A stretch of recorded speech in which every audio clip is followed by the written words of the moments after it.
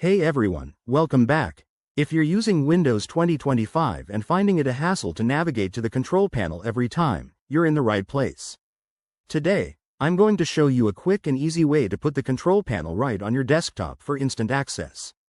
This is perfect if you're a power user who tweaks settings frequently or just want to simplify your workflow. First things first, make sure you're on your Windows desktop.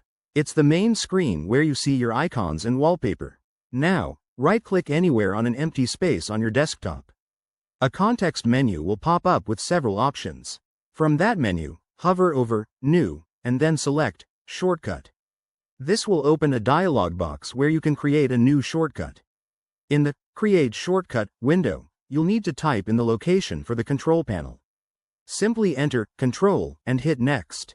That's the command that points directly to the control panel. Next, you'll be prompted to name your shortcut. I recommend something straightforward like Control Panel, so it's easy to recognize. Click Finish, and voila! You'll see a new icon on your desktop. To make it even better, you can right-click on this new shortcut icon and select Properties to change its icon if you want it to look more appealing. Or, if you prefer, drag it to your taskbar for even quicker access. That's it, you've now got the control panel just a click away.